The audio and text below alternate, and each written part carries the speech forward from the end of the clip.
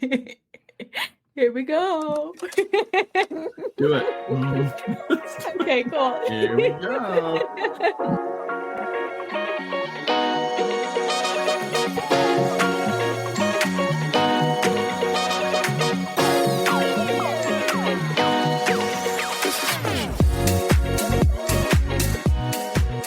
Welcome back to Coffin Talkin', where we unravel the mysteries, embrace the peculiar, and find humor in the unconventional world of funerals and death. Hello, Frank. Hello, Holly. Hi, how are you? I'm doing good. How are you? I'm doing well. Okay. Oh, Coffiners, if only you could see her face. It became very serious. Oh, well, I'm doing well. Doing well. Okay, good. I'm glad. All right, great. So how was your week? It's been pretty good. You notice I have to get that right out at the beginning, but go ahead. That's right. That's right. Okay. But what?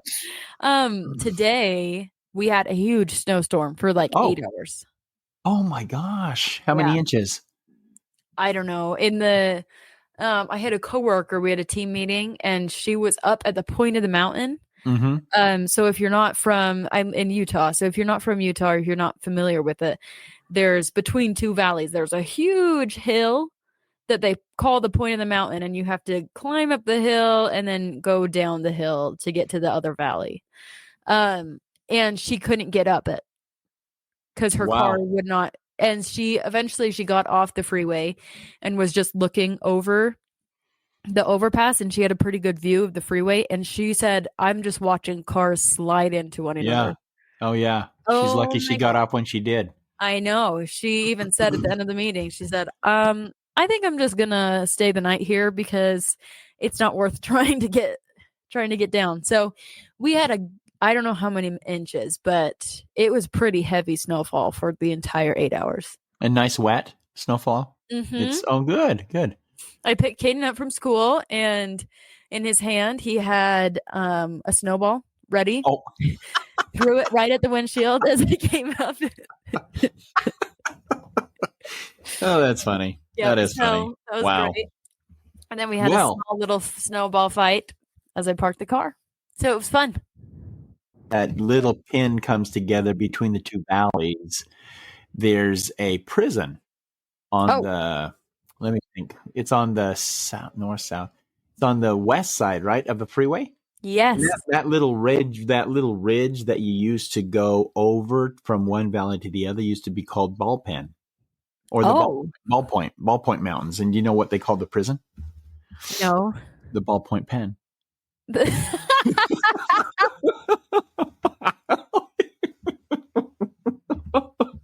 Oh my God. Okay, yeah, you can look that up on Wikipedia. I'm sure it's there. I'm sure I wrote an article about that, confirming it. I'm sure someone wrote it. Oh my gosh. Oh, all of boy. This is just one big ruse. Holly, no. What? Really? What? It was what? I feel hoodwinked. Oh, wow. Okay. Oh my gosh. Yeah. Well, anyway, how was your week? It was good. We've kind of slowed down, which is good for us. It's good. And just looking back, it's one of those, I don't know, it's kind of a weird feeling when it slows down as much as it has after being so busy. When it slows down to almost nothing, you look and you think, well, God, will this ever pick up again? And it does. We were just talking about it before we began that it does begin. It's a cycle. And so, it does eventually begin to pick back up. So I'm just grateful for the slow down. Yeah. Get to catch your breath. Yeah. There for a while, it was ridiculous. Yeah. I remember you saying for a couple weeks straight that you're just so incredibly busy. It was terrible. Don't have time to breathe. Yeah. Yeah. It was terrible. But it's all good now. It's all good. It's all good now. I'm glad that you get to hang back and just let loose. For a few minutes. For a couple days, maybe. Maybe a day. Yeah. And so, it's all good. Yeah. Yeah. That is great. So, that's about it. That's all I have to say. Oh, all right. Yeah. Do you have anything more? No. I reckon I don't. Oh. Well, let's wreck it out. Let's reckon it out with being frank. Thanks, Holly. Yeah. So, I did we talk about pre-needs the Yes. last time? Remember the myths we were going through? Did we bring up pre-need? We've talked about preneeds before. What specifically about them? So one particular one, and this happened just a couple of weeks ago, where someone came in and said, "No, everything's paid. It's all on pre-need." And so the misconception was that the family had told them that they had actually Oh, paid they a pay for pre-need. everything, but they had. That's correct. And so even when so coffинers know when someone says a pre-need, that means a family has come in and contracted with a company that sells funeral plans on behalf of the funeral home to allow them to put monies aside for what their wishes would be when they do pass away. So this particular family had a pre-need for their father, and they said, "Oh no, everything's covered." Well, when they went to the cemetery, they needed a vault, and there was no vault, and there was no vault at the cemetery, nor was there one on his contract. He said, "Well, I'm sure he paid for flowers." Nope, there were no flowers on the contract. He said, "Well, what about the minister?" Nope, no minister. And so there were three hefty expenses that the family didn't think they'd have to pay that they ended up paying. So even through our facility with the vault, the flowers, and then the minister, 200 for the minister, 350 for the flowers, and then 600 for the vault, you're looking at an $1,150 expense that they weren't planning on because they were, quote unquote, already paid on their pre-need. So the myth is that even though you have a pre-need does not necessarily mean that everything is taken care of, because it all depends on what the person sets money aside for when they actually take out the pre-need. Right. So it's always good to have that conversation. If you have family coffiners that say, "Oh, we've got all our funerals all paid for," just say, "Can I just look at the contract? Because I'd really like to see what it is you've paid for." And then if you don't understand the contract, call the funeral home and just ask them what exactly do each of those line item benefits mean, or what do they represent. So it's always good for you to go ahead. If someone, and I hear it all the time, "Oh, yeah, I don't need to worry about it because mine's already taken care of." Okay. Well, Okay, if you say so. if you want me to look at it, please let me look at it. But yeah, and people do put money aside, and nothing wrong with the money. The money will still be there. It's there. It's to be used for the funeral, but it just doesn't cover everything. So unless you're one of those individuals that say, "Oh, well, what about the programs? What about the flowers? What about," and the person that's selling the pre-need should actually be asking those questions so that there's no misunderstanding. So anyway, I just think that it's important. That's another myth, that when people say they have a pre-need, that they think everything is paid for. Not necessarily. Yeah. And so it's always good to just note. And when people buy life insurance, they think that everything is paid for as far as their funeral, when in essence, what you're doing is you're taking an assignment against the insurance policy with nothing specified as to what you want to do. So anyway, sure. just so you know, yeah. But am I correct in remembering that pre-needs lock in the price? So like they can't charge you interest if a price has gone up.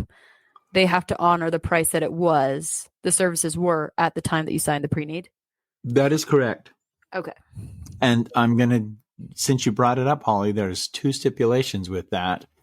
If a person comes into our facility and buys a pre-need, then our facility, if the person dies and they use our facility, we will hold to that pre-need price. But if I take a pre-need policy from another facility, you see what I'm saying? That's been written against another funeral home, and they come in, I'm charging my prices and still using their pre-need, even though everything was guaranteed, quote unquote, for that other funeral home. They'll be blessed because they'll receive some money back through our facility, but that doesn't mean that I have to adhere to the pricing they set. I can still use my pricing and then just use that money as a cushion to what they've asked for or requested. Okay. So yeah, it is locked in if you're using the facility that you specifically wanted it to go to initially. Otherwise, it's just a cash lump sum. It's a deposit. Yeah. Okay. Or wherever you want to go. Good question. Thank you. Yes. Well, I'm ready for the story. Okay. So this one is a little different in regards to format Okay. and direction in which this actually happened. So we were specifically very busy on I want to say it was a Saturday initially. And a man came through the front door, and we had just barely sent one service off, and we're getting ready for another service to get ready to go.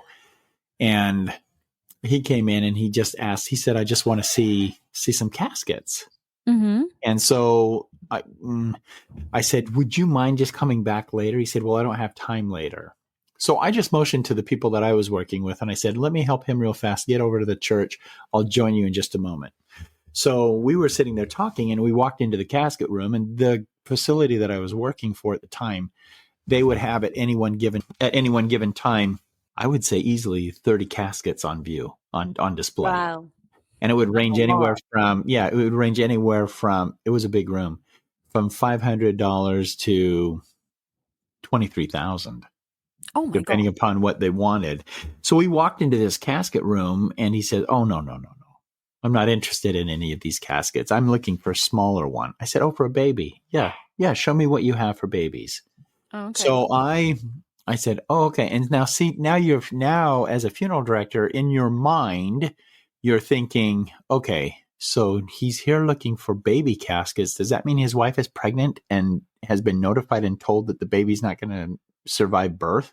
Right. You see what I'm saying? So Or you don't, is the baby in the NICU and not going to make it? Yeah. right. And so it's a real touchy situation there. Yeah. And so it's one of those things that you just think to yourself, man, what can I do now to where I'm bridging the gap, still giving him the information that he needs, but still not being so inconsiderate that, oh, your wife is pregnant. Oh, she's losing a baby. Oh, I'm so sorry. Yeah. Right. Well, let me show you these. This is the first one. This is our second one. And this is our third one. Yeah. You just don't. Do you have to resist the urge as a funeral director to pry when people come in like that? Do you have to say, so what's happening? Like, Yeah. do you I have say it to in my not? mind. Yeah. And I You hope. have this monologue going in your mind. Yes. And so I'm thinking to myself, surely if we are just quiet, because sometimes if there's quiet, people get unnervy or they get Yeah. They want to uneasy when there's, fill the silence. that's correct. And so that's what I always hope when someone just comes in and specifically asks for a casket. Remember the one guy that said that story about the five daughters Yes. where he Ugh. just wanted to see the one casket. He just decided on one casket. But so I'm sitting there showing him what we have in what we call in stock and inventory for infant caskets, and he says, "Yeah, I like that one." And I said, "Well, are you planning on purchasing that today?" "Oh, no, no, no. I like it. I'll come back." So Okay. and that's kind of what he said. I'll just come back. And so in my mind, I'm thinking, okay, so the baby hasn't passed away yet. So Yeah. when the baby does pass away, he'll come back in and Let's go he'll back. pick up this casket. So a couple of weeks went by, and I had totally forgotten about this guy. And lo and behold, he comes in, and he's with a young child, and he says, "Hey," and he remembers my name, but I don't remember his. And that's sad because I usually remember people's names only because I've done services for them or Right. worked with them. But I had no working relationship with this gentleman. Mm-hmm. So I said, "Hey, hi," but I did remember his face. And he said, "Hey, I brought my son. Do you think we could look at those caskets again?" And I said, "Sure." And he said, "Only if you have time," because he knew that, the last time he was there, we were very busy. Right. And I said, "No, I have plenty of time. It's perfect." So I went into the room, and he was talking to his son, and he said, "This is the one I'm thinking." And he points right to the one that he liked initially when he first came in. And I'm thinking, okay, still, now what's going on? This is an even weirder dynamic now. That's what I was Like, thinking. is that little boy dying? Where's the wife? Right. Okay. Why can't she make a decision? So Yeah. anyway, so the little kids, "Yeah, Dad, I really like that casket." So again, no payment offered, no sale made, but he and the son left the building, and he said, "Thank you so much for letting us see that casket again." Okay. So, okay, all right. So now, no kidding, it wasn't 2 weeks, 3 weeks, 4 weeks. It was probably 2 months when I finally saw him again. But this time I didn't see him when he walked into the building to see me for this specific casket. It was at a Mhm. funeral. Oh, that you saw him? Yes. And so I walked up to him after the service, and it was a very nice service. It was one that we had done, but it was not specifically to his family. It was a friend of his that had passed away. Okay. And so I walked up to him and I just casually said, "Hey, weren't you the one looking at the infant caskets?" And he goes, "Yeah, it was me." And I said, "So So you've been in our facility twice to look at the casket. Now I felt a little more emboldened yeah. to At a say, funeral, you were on your home turf. That's right. Hey, before we go to the cemetery, I have a question for you." Hey, could we put the parachute on the back of this car? No, I'm kidding. The drag chute. Oh, okay. But I just said to him, I said, "So did the baby finally pass away?" Because I had no other background to go with anything. Like if And the baby's alive, it's gonna outgrow this casket. Yes, and that's what I was thinking. And so he just looked at me and he smiled and he said, "No, no, the individual has not passed away." Okay. And then he identified it as an individual. And I said, "Oh, okay." And he goes, "Don't worry, you'll know because we are going to come use you because we do like your casket." And I'm thinking to myself, and I'm looking at this. His wife comes up. Oh. And she puts her arm around him and grabs this little boy's hand and said, "Ready to go?" And I'm looking at her, I'm thinking, carrying a baby? Did she just give birth? And I'm looking at her thinking, she hasn't been pregnant for a while. Oh my gosh. So now my interest is really piqued. I don't know exactly what it is we're talking about here or what it is he's searching to find and hoping to find. Right. But about 4 days after this funeral, he walks in and he says, "Frank, I'm going to need that casket." Now, was he mind sad? Like, was he crying? No. It was just point of interest, just straightforward. "Frank, I'm going to need that casket." And I said, "Are we still looking at the same one?" And see, now we still hadn't received a first call for coffiners that are just joining us. That means that we have not received a call from any hospital, any home services that might be taking place telling us that an infant has passed away, that we need to go and bring that baby into our care so we can handle the services. And I'm just thinking, okay, so I'm selling him a casket, but yet I don't know our facility. Like, are you? That exactly. is weird. That's very I don't know weird. I don't know what's happening. What in the world could be going on? And so we make the sale. Okay. So I get this casket. But it's in a box. So I hand him the box and I said, "Look, if you need help with the baby or anything, if you need us to come to the house and help you in any way we can, please let us know. If you're going to the cemetery, please let us know. There's certain permits that we might be able to help you get." And he just looked at me and was really quiet. And if it was a 3-second pause, it was 30 minutes. That's how it felt. That's how awkward I was. So awkward, yeah. That's how awkward I was feeling. And so he just kind of turned up his lip just a little bit as though he was about ready to smile. He said, "Oh, this is for our cat." What? Yes, our cat. So all this workup for a cat. Oh my! Wait.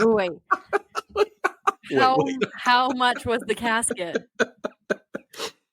I think it was around $300.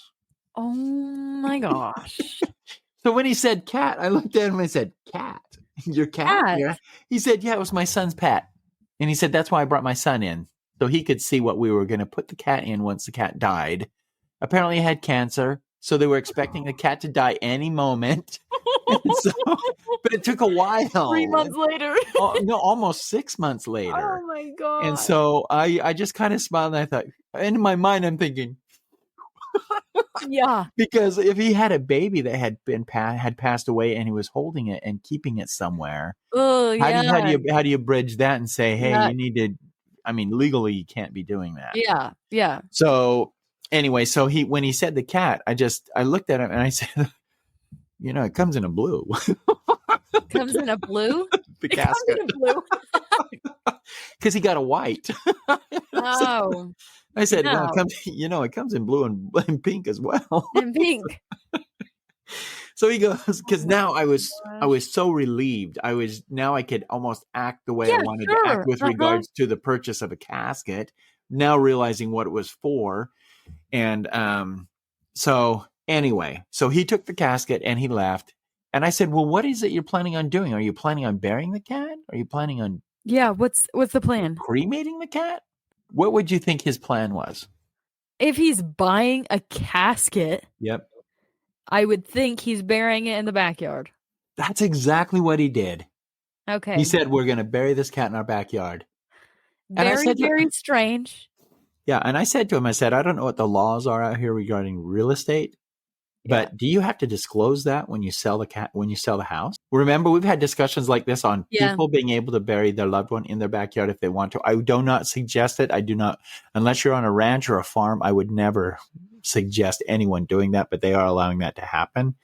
So he did not know.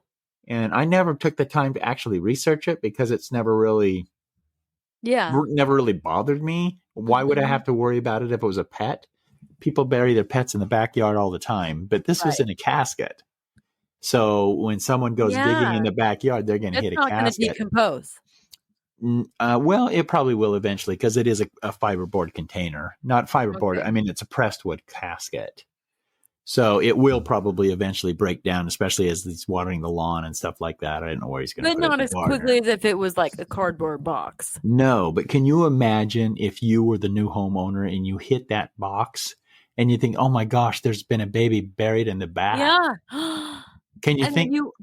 Because you wouldn't want to open it up just out of respect. No. And then you'd be calling the cops. Yep. Calling the authorities to have them come over and take a look at things in the backyard. Well, look what we found. And then they'd have to arrest the little boy because it was his cat. I'm sorry, ma'am. Who did you say you bought this house from? How long ago was it? Oh my gosh. Wait, so when was this? When did this happen? It was in right around 1990. What? Yeah. 1990? It was in California. See, I was thinking it was like recently because you know how people treat their pets like they are their kids now? Yeah. And much better than their elder father or mother, by the way, folks. Coffiners, it's a sad reality. Is that a pointed remark to us? Because we are. That's right, Holly. I just want you to know. I'll know how you're treating me. Well, she's treating her cats better than I'm getting treated. Yeah, I am your only child who has a pet, so kind of feel attacked at that. So far, yeah. Mm-hmm. But yeah, it was a very interesting story, and the reason that it took out so long, I just kept thinking, and just thinking, if you were in my shoes as a funeral director, and someone was coming in looking at infant caskets, and then to just have that weight lifted just by simply, oh no, it's for our house cat, our pet. What? What? That definitely takes the severity of death off of it. Yeah. So listen, the addition of the story is that he also asked if we sold dry ice. What? Yeah. Dry ice? The cat. Yeah, to preserve the cat. No. Yeah. And I said, well, no, but you can buy them at a local grocery store right down the street. No, we don't. No. Oh, people, what they get. You're not a convenience store. Oh my gosh. Do you sell dry ice as well? Yeah, let me go grab some. What? Yeah, we sell in 5-pound blocks. You have to carry it out yourself, though. They're not wrapped up or anything. Good luck. Oh my gosh. I'll sell it to you as long as you promise not to submerge it. We like to keep them to just keep the effect and the ambiance in the funeral home. The smoke coming under the doorways. Fog. Sorry, Coffiners. All I'm getting is a visual of what all he's giving me here. Fire! And all in the middle of it is a casket with the lid open with a cat. Oh my gosh. These sound dry ice. You kidding me? Get out of here. It turns out we do. I think you would shock him. Oh my gosh. Yeah. Oh wow. So that you know, funeral homes know where to get dry ice, by the way.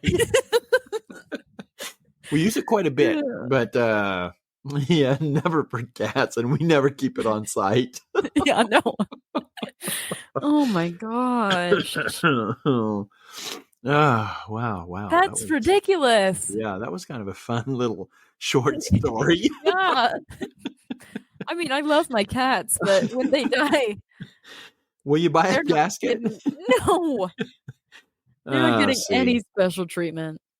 Yeah, Oh and my that's one of those god. things where at that time too, back in 1990, 91, 92, you would think that, oh my gosh, that was a lot to be spending just for a cat. Yeah, that's a lot. It is a lot. And when you think about even today buying a casket for, so I think the same caskets right now are running around 650, 600. Oh my god. And I know for a 2 foot long casket. But when you think about that, and just for a cat, yeah, it seems kind of overboard Yeah, to I me. mean, if he's paying that much for a casket, he would better have paid like 3,000 for the cat. Over time, I guess with cat Just dying can't. of cancer, I Oh can my only gosh, I'm imagine sure. what treatments the cat was receiving. Yeah, if it's getting a So, casket, it's definitely getting chemo. yeah, I don't know. Either that or a Hmm. CAT scan. Yeah. Well, that's a given. Holly, Yeah, I'm glad you picked up right on it though. It's a CAT scan. oh, Oh boy. Anyway, any other oh, questions on that one, Holly? no, I don't know what I could ask about that to be less disappointed. Uh, not only less respectful. Yeah. Yeah, seriously. Jeez.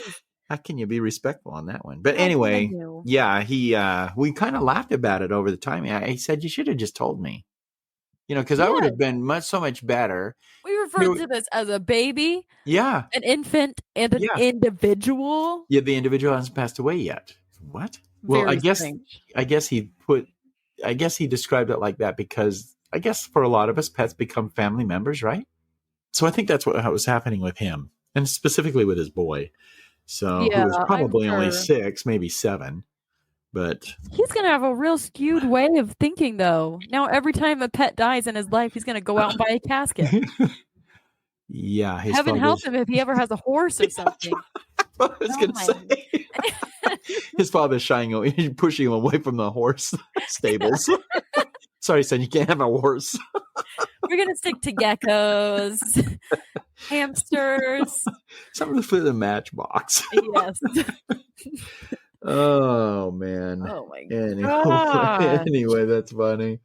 These Oh. people. Mm-hmm.